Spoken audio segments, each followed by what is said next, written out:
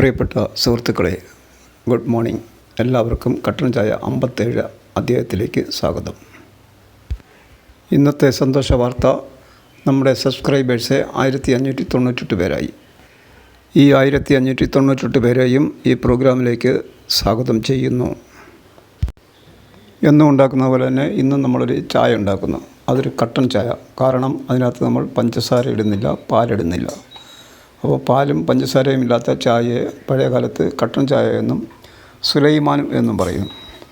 സുലൈമാനല്ല, സുലൈമാനി. അത് മലപ്പുറം പ്രദേശത്തുള്ളവർ പറയുന്നതാണ്. തെക്കർ അങ്ങനെ പറയില്ല എന്ന് തോന്നുന്നു. അപ്പോൾ എന്തായാലും നമ്മുടെ ചായ, ഒരു ഗ്ലാസ് വെള്ളം ഞാൻ അടുപ്പയിൽ വെച്ചു. അത് വെള്ളം തിളയ്ക്കുന്നവരെ നമുക്ക് ചൂടാക്കും. അപ്പോൾ ഈ ചൂടായി കഴിഞ്ഞാൽ ഈ വെള്ളത്തിലേക്ക് ഇടേണ്ട ചായയുടെ ഇലയുടെ പേരാണ് ലിപ്ടൺ കമ്പനിയുടെ ഡാർജിലിംഗ്. അതൊരു പ്രത്യേക സൈസ് ചായപ്പൊടിയാണ്. നല്ല രുചിയുള്ളതാണ്. അതുകൊണ്ട് നമ്മൾ ഒരു പാക്കറ്റ് മേടിച്ച് വെച്ച് തീരുന്നവരെ ഞാൻ ചായ ഉണ്ടാക്കിക്കൊണ്ടേയിരിക്കും.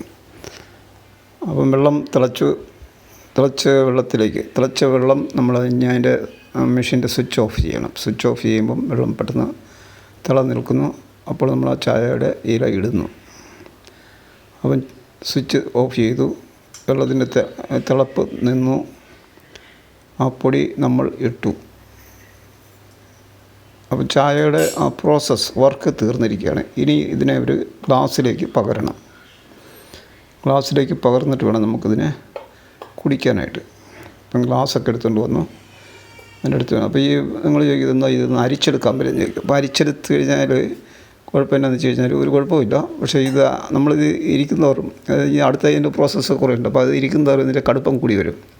കടുപ്പത്തോടൊപ്പം രുചിയും കൂടി വരും. അപ്പോൾ നമ്മൾ ഈ ചായ നമ്മുടെ ടേബിളിൽ കൊണ്ടുവച്ച് ഈ ടേബിളിൽ ഇരുന്ന് വേണം നമുക്ക് പ്രാർത്ഥിക്കാം. അപ്പം നമ്മൾ പ്രാർത്ഥിക്കുന്നതിന് വേണ്ടിയിട്ട് നമ്മുടെ ബൈബിൾ വളരെ ആദരവോടുകൂടി ഞാൻ കൊണ്ടുവന്ന് വെച്ചു.